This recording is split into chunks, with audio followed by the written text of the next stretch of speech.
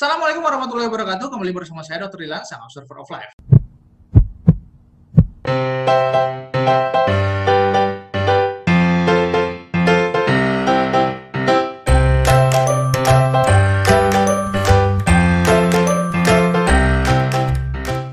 Di video kali ini sungguh momen yang sangat beruntung saya bisa mengajak salah satu sejawat saya yang mana beliau ternyata adalah penderita NC.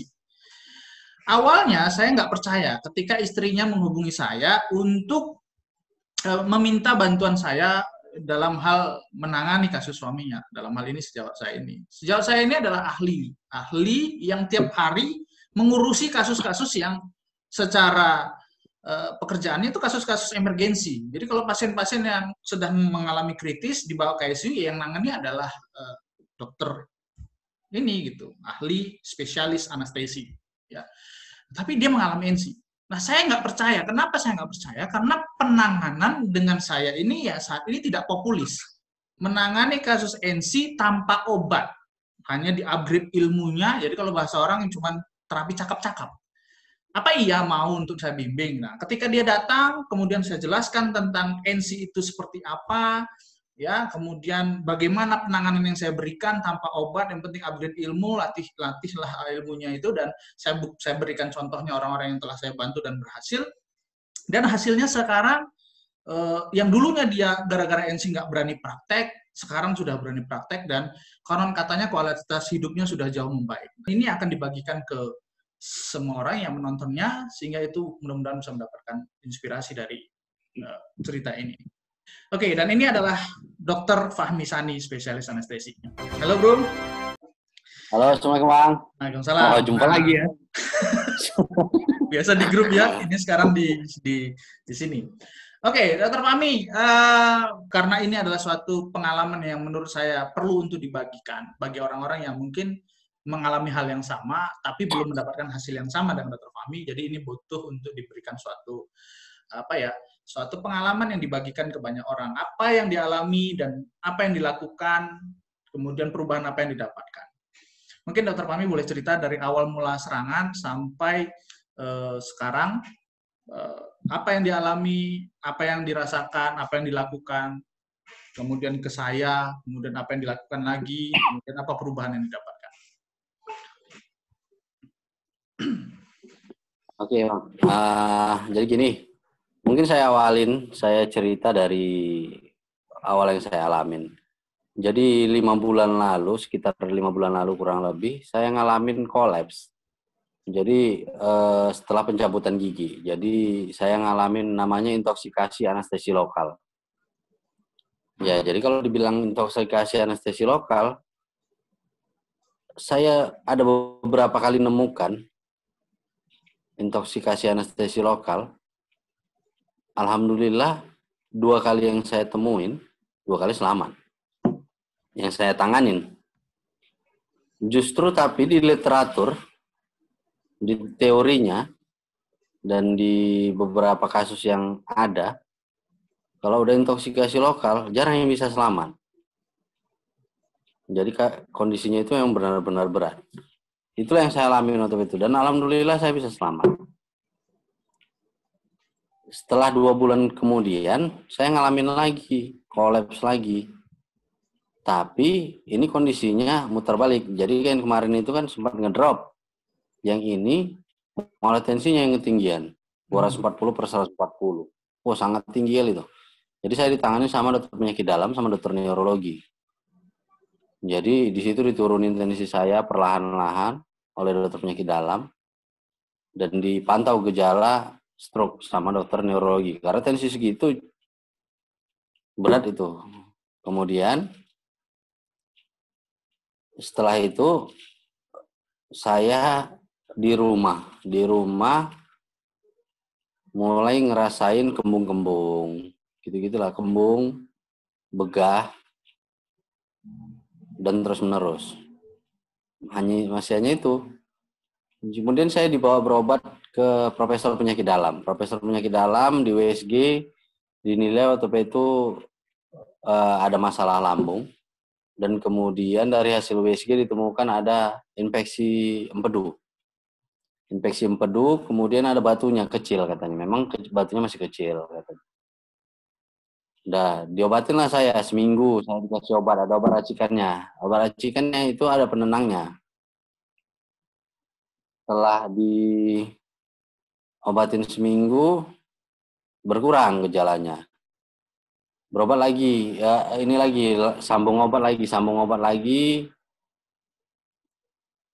Gejalanya masih ada. Tapi memang di minggu kedua itu gejala yang lain nambah. Nambahnya ya apa ya? Saya gelisah. Karena ada obat penenangnya kan, racikan itu kan. Ada obat racikannya, penenang. Saya makan, bukan malah tidur. Malah gelisah saya. Setelah saya makan obat itu, tidur enggak, gelisah ya gitu. Akhirnya saya coba berhentikan obatnya. Ini enggak benar nih, obat racikan ini enggak benar gitu, saya pikir. Nah, terakhir saya kontrol sama dia, dibilangnya, udah bagus nih, infeksinya udah enggak ada gitu. Infeksinya udah enggak ada, tapi saya ngerasain masih kembung gitu. Ya udah lanjut aja obat kembungnya gitu. Obat lambungnya lanjut katanya. Obat untuk empedunya boleh enggak gitu. Ya udah akhirnya saya stop obatnya karena dibilang dokternya udah enggak apa-apa, dibilang profesor penyakit dalam itu kan. Setelah itu karena saya masih ngerasa enggak enak, masih kembung aja gitu kan. Saya berobat ke profesor radiologi. Saya confirm lagi. Katanya ada batu nih di empedu gitu. Di USG lah sama prof itu, radiologi. Posisi mereng kanan kiri apa semua. Oh ini bukan batu, ini polip katanya. Dan seharusnya nggak ngaruh sama lambungmu katanya. Tapi ini yang saya alamin. Oke, dikasih nyawa. Ada lagi penenangnya. Aduh, saya nggak makan. Nggak makan, saya stop obatnya. Nggak makan obat saya. Tapi saya tunggu gejalanya nggak reda. Malah gejalanya nambah terus. Mulailah nambah. Karena kan di situ kan saya udah mulai ngerasa kok lama kali sembuhnya gitu. Pengobatan udah banyak gitu kan. Kok lama kali sembuhnya. Berobat ini itu nggak sembuh-sembuh juga. Berkurang pun tidak udah gitu. Jadi istilahnya obatnya udah hampir tak berefek lagi. Yang saya rasakan. Kemudian itu saya karena ngerasa ini nggak kurang gitu kan. Maksudnya obat lambungnya dimakan tapi obat penenangnya nggak dimakan gitu? Awalnya obat penenangnya saya nggak makan. Tapi obat lambungnya dimakan? Saya makan. Kemudian setelah saya jumpa radiologi, semua obat itu saya nggak makan sama sekali. Oh gitu. Malah saya nggak makan obat. Alasannya? Hampir nggak ada efeknya saya rasa. Oke. Jadi kayak hampir nggak ada efeknya. Jadi ya udah, saya stop obatnya.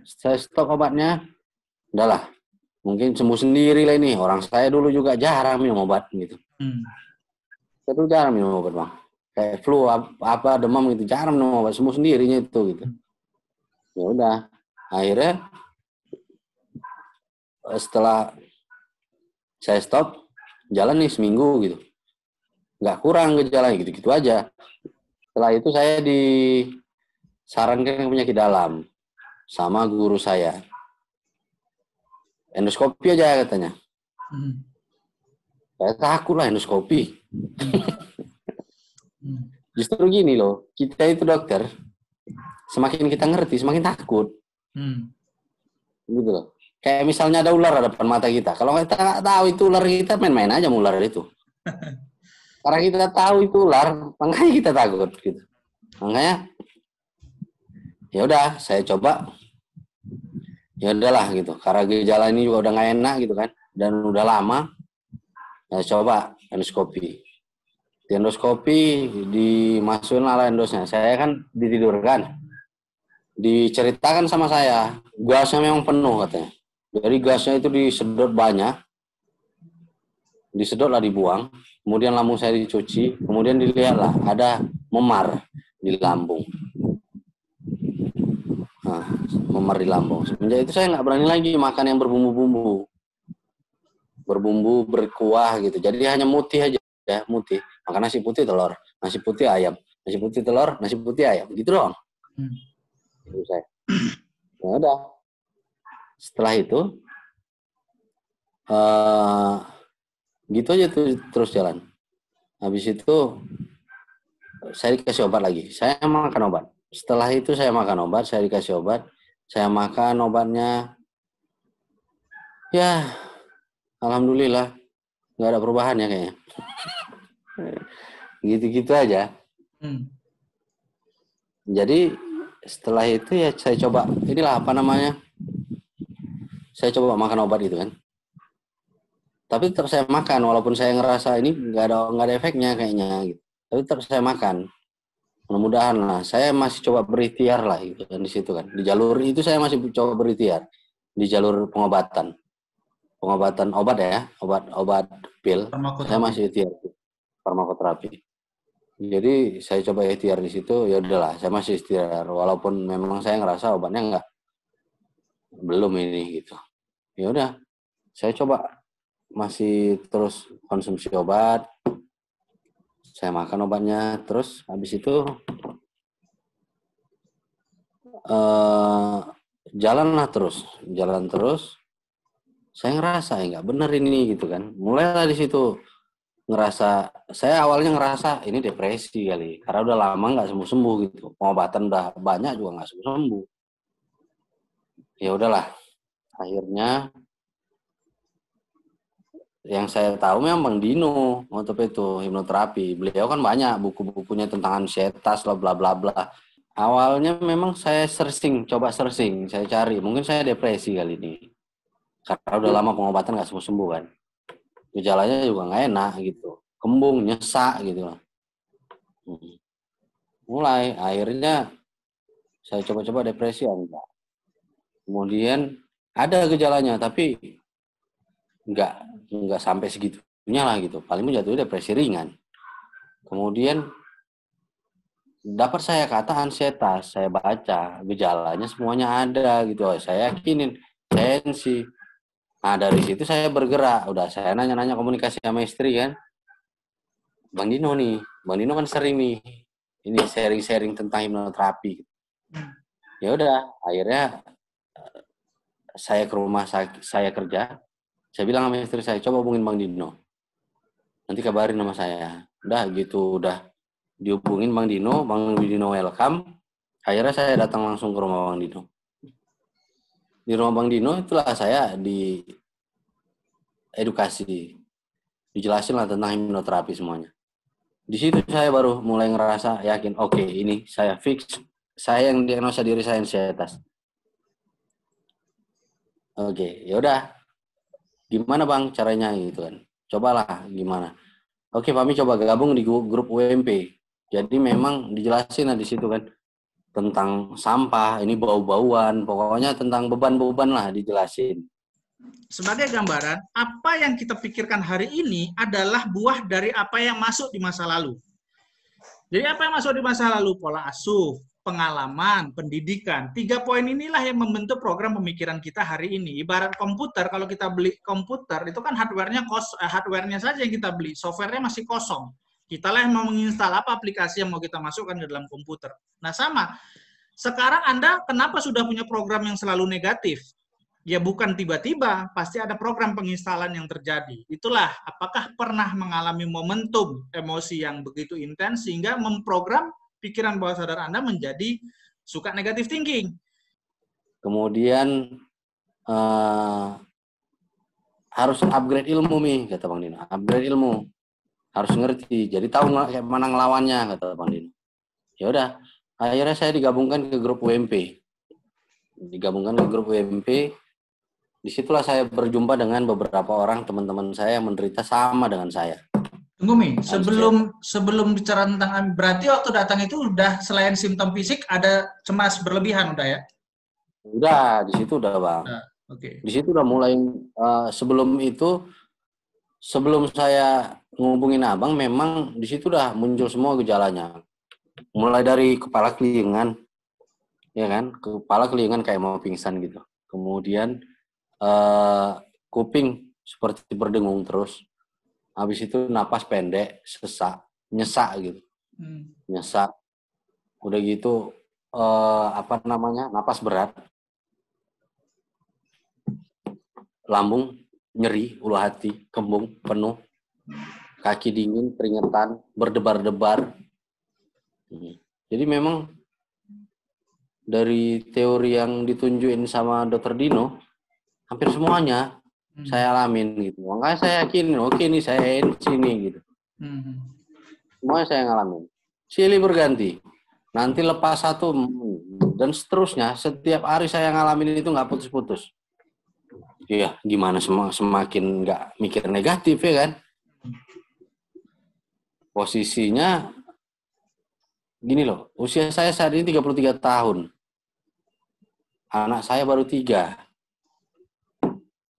Yang pertama paling besar 6 tahun, yang kedua baru lahir. Yang kedua 3 tahun, yang ketiga baru lahir. Kemudian sebelumnya saya belum pernah menderita penyakit apa-apa. Tiba-tiba kena serangan, mengerikan. Mana nggak kita cemas, berpikir negatif terus, pikirnya aneh-aneh terus gitu. Makanya dibilang Menino, ya udah gabung ke grup UMP. Oke, gabung grup UMP. Diterangin lah semua teori-teorinya, tools-toolsnya. Banyak dikasih Bang Dino tools-toolsnya dalam grup itu. Video-videonya, tools-toolsnya. Mulai dari EFT, state, kemudian belajar terapi relaksasi dengan nafas, kemudian sabar, syukur, ikhlas, forgiveness, kemudian apa lagi? Banyak lah. Opono. Banyak yang diajarin Bang Dino. Afirmasi. Banyak. Jadi karena memang di situ kan saya niat memang, wah ini harus sembuh nih gitu kan. Saya coba pelajarin memang semua ilmu-ilmunya. Saya coba pelajarin. Belajar. Masuk nih EFT. Oke, saya cobakan EFT-nya. Ya Allah. Kemudian gini, asap api gitu kan Bang. Asap api, terima, jawab kumpul. Saya coba ini, ya Allah, gitu kan. Allah. Kemudian lanjut lagi kan.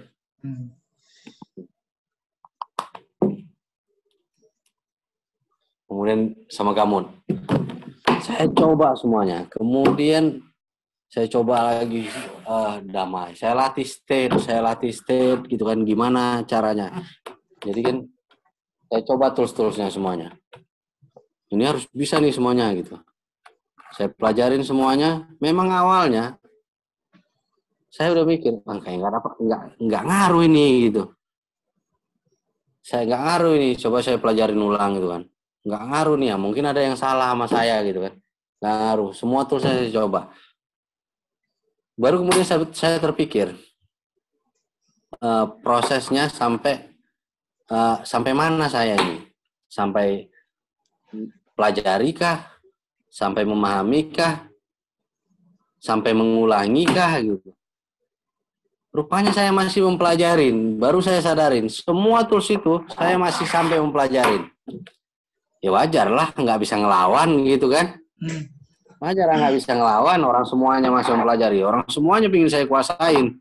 Karena memang niat saya pingin sembuh dari awal. Makanya nafsu saya waktu itu semuanya nih gitu kan. Baru hadirlah dari beberapa pertemuan UMP ini, hadirlah narasumber dari yang alumni.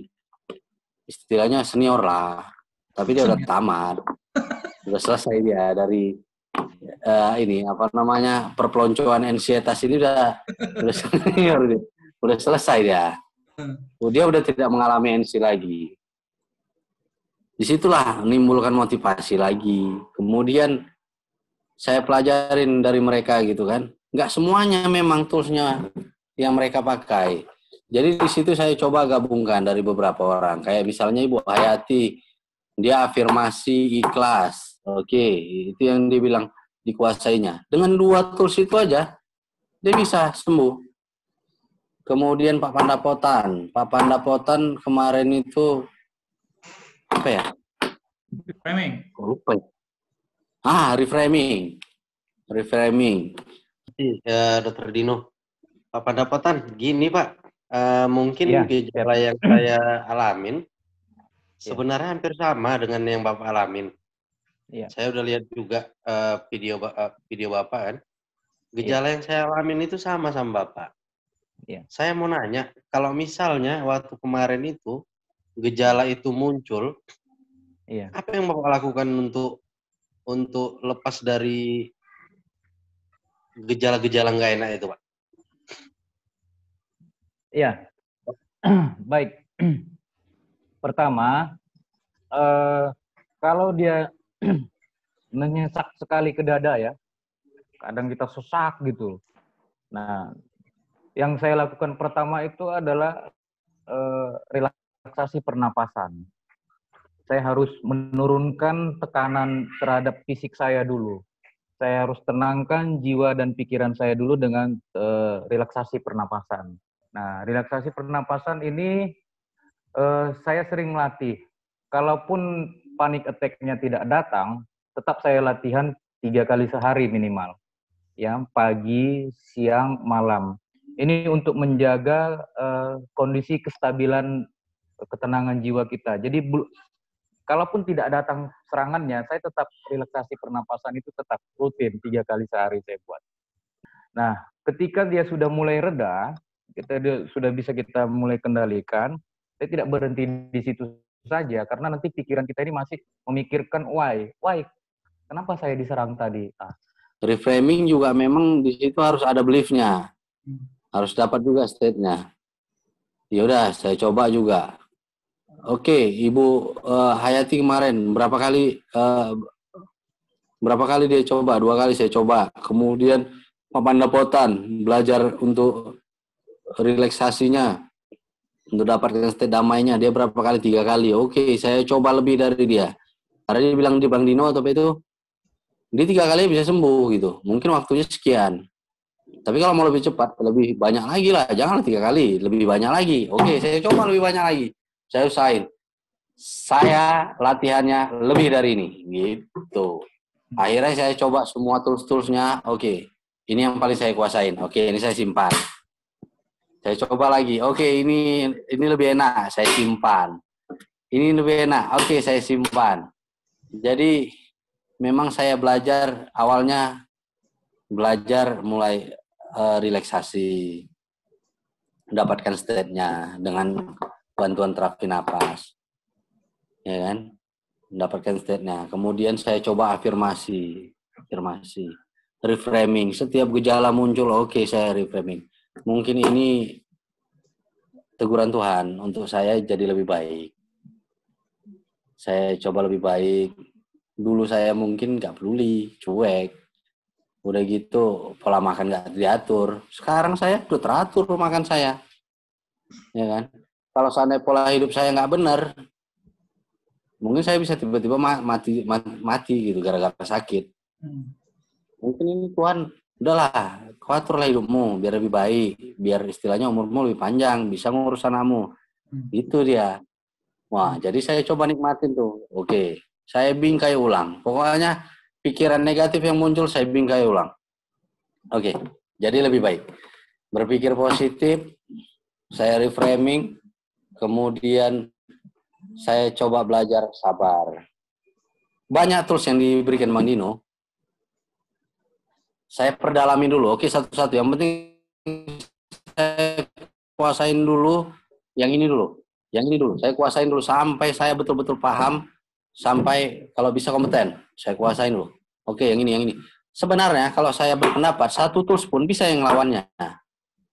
Tapi banyak tools lebih baik pastinya kan gitu. Jadi gitu gejala muncul, oke, saya mulai tenangkan diri, oke, saya serahkan lagi kepada Allah. Ya Allah, mau apa? Saya rubah posisi saya. Saya orang yang sehat. Setiap bangun pagi saya adalah orang yang sehat, saya adalah orang yang berani. Saya langsung bangun, saya sehat, saya berani. Nggak ada itu. Dulu saya juga jalan biasa-biasa aja kok gitu. Ya udah, saya coba hidup, Ya udah berdampingan aja. Alhamdulillah pelan-pelan dia ngalah. Oh ya udah, mungkin dia udah sayang sama aku, kata si klienannya. Oke. Mulai menjauh dia, ya kan. Kemudian yang ini juga apa namanya, gejala napas berat juga. Oh ya, ini pelan-pelan menghilang, berkurang. Kalau ditanya sekarang, udah sembuh total? Belum. Jujur saya belum sembuh total. Gejala-gejala itu masih ada sesekali 2 kali muncul. Tapi alhamdulillah, ilmu yang diajarkan Bang Dino, tools-tools yang diajarkan, alhamdulillah berguna untuk ngelawannya. Jadi masih bisa saya lawan. Kalau dulu kan saya nggak bisa ngelawan, saya pasrah. Terus saya ikutin dia, pemikiran jelek itu saya ikutin kemana dia mikirnya. Kalau sekarang alhamdulillah, saya bisa lawan. Pikiran jelek muncul, oke, saya reframing. Saya framing jadi pikiran yang positif. Wah, gitu dia. Jadi kontrol sudah di tangan sendiri ya? Nah, jadi kayak dibilang Bang Dino, jadilah pelaku pada dirimu sendiri. Memang kalau dalam orang NC ini, kita kayak disetir memang. Disetir terus sama pikiran-pikiran negatif. Itulah yang membuat gejala itu muncul-muncul terus. Terus saja kasih makan pikiran negatif itu. Ya negatif terus. Kayak bilang Manino. Apa namanya? Anjing baik, anjing jahat. Mana yang menang? Yang dikasih makan. Kalau pikiran negatifnya anjing jahat yang dikasih makan, ya dia yang menang. Gitu dibilang Manino. Tapi memang, saya akuin memang. Waktu kita menderita NC, di saat gejala itu muncul, mau nggak mau memang yang dikasih makan itu pikiran jahat. Mau nggak mau. Jadi anjing kali memang. Bukan anjing baik lagi. Bukan anjing baik, anjing jahat. Anjing kali udah. Gitu loh istilahnya. Ini istilahnya ya. Anjing kali. Gitulah bahasa orang Medan. Anjing kali. Ya, itu dia tadi. Di saat pikiran negatif saya muncul, saya reframing. Coba. Saya bingkai ulang. Reframing kan ulang, framing, bingkai. Saya bingkai ulang. Pikiran negatif ini muncul. Saya bingkai ulang. Jadi pikiran positif. Ya, mungkin Tuhan sayang sama aku. Udah, mau ketawa. Saya latih ketawa setiap hari gitu. Saya ambil coba bayangkan state-state-nya. Gitu. Ya, gitulah. Banyak yang ini, cuman memang tools-toolsnya itu awalnya pasti ngerasa, kok nggak bisa ya, gitu. Sama, saya ngerasain juga kayak gitu. Awalnya, kok nggak bisa ya, nggak mempan nih toolsnya gitu, nggak mempan. Iya, kalau dalam proses mempelajari nggak akan mempan itu, gitu.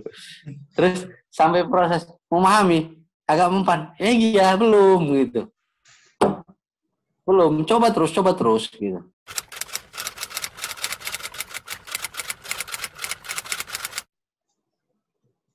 Ya akhirnya bisa. Pilih senjatanya mana yang mau dipakai. Kayak misalnya pandapotan senjatanya gitu. Apa namanya, reframing. Kemudian ini dia sembuh. Bu Hayati,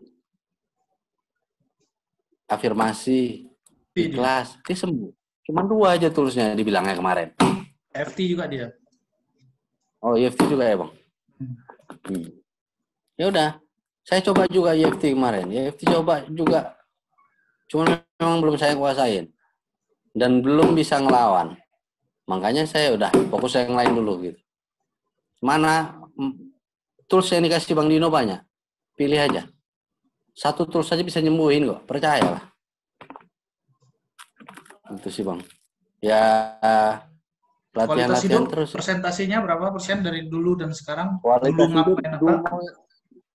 Kualitas hidup saya dulu saya bisa nyatakan hampir hancur benar kualitas hidup saya. Cuma 20%. 20% itu pun ya nggak berani kerja, nggak berani ngapa-ngapain, cuman ya di rumah aja lah. 20% itu pun ya berguna untuk melu-melu anak lah. Itulah istilahnya. Kalau sekarang?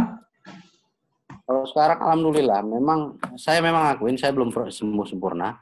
Tapi alhamdulillah udah 80%. Tapi insya Allah saya akan capai 100%. Kembali ke seperti semula.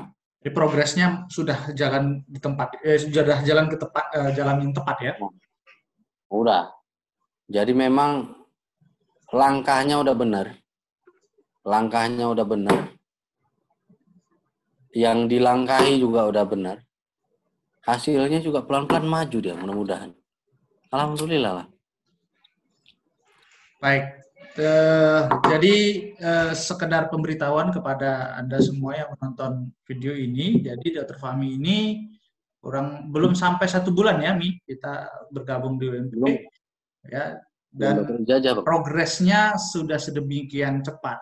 Ya, karena kalau kita targetnya dalam bimbingan itu 1-2 bulan. Ya, memang tidak ada sama sekali mengarahkan untuk pemberian obat. Ya, dalam hal ini karena kita percaya, saya belajar NLP, di situ ada semboyan yang dipahami ke pembelajar NLP bahwa setiap manusia itu dibekali sumber daya untuk apa yang dibutuhkannya.